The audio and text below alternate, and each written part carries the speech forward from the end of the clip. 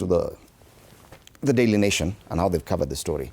But it raises other questions as well. Allegations of extortion, bribery within the Houses of Parliament is not a new thing. President William Ruto talked about it last year. We are aware of the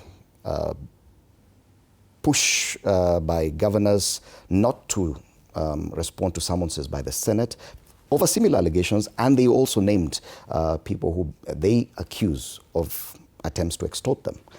Now, it has gotten to a point where many Kenyans were wondering, okay, fine, what next? The president said it, it's happening in the Senate, now it's happening in the National Assembly. Does it give you any sort of confidence to see this kind of action taken against a person accused of bribery or even harassment of the level of a chair of a committee in the National Assembly? Well, thank you, Fred, and once again, thank you for having me. It is such a bad state of to watch this kind of news, especially coming from a house where we depend on it on many other things, including registrations that have been passed there. There have been a lot of complaints from that house, and especially from, it started way back, even when the impeachment of the former deputy president was happening, when the allegations that a lot of money was, circulating for that particular impeachment to be able to happen.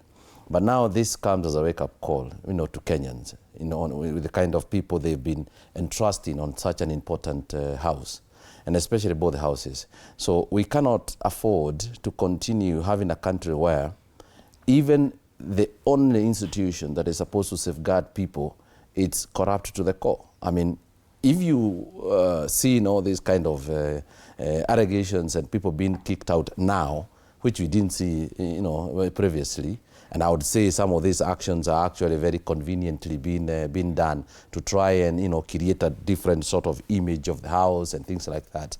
I mean, what else is left for Kenya? What else is left for the Kenyans themselves? Kenyans need to wake up and understand the importance of these two houses. Mm-hmm. Kenyans need to understand the caliber of people they need to be elected to these two houses. Going forward, instead of us waiting for the news to, to come out on how our houses, first and foremost, I say, it's about the process. Mm-hmm. What is the process of electing people to parliament? You cannot purport to be having a faulty vehicle when you yourself, very well that you made a faulty one. Mm-hmm. From the word go. This country needs to change. They need to go back to the factory settings altogether. Yes. For us to be able to have a working house, a house like, a parliament that is working, it needs to start with the manner in which we identify individuals that goes to parliament. Okay. The idea of thinking that a guy who bribed his way through across will go to parliament and change, what miracle are you expecting? Okay. Because I'm saying this so that I can run it. I believe this problem of parliament starts with the way we pick individuals that goes to represent us in parliament. Mm-hmm. And if we do not change that particular process on how people are elected and identified by the Kenyans to go to parliament, we're still going to see this even in the next parliament. Right. And even public perception with regard to the Houses of Parliament, it was very obvious that Kenyans have very little confidence in the Houses of Parliament, hence the events that transpired on June 24th, 2024, when protesters invaded Parliament. There are serious questions about public trust and legitimacy of this House.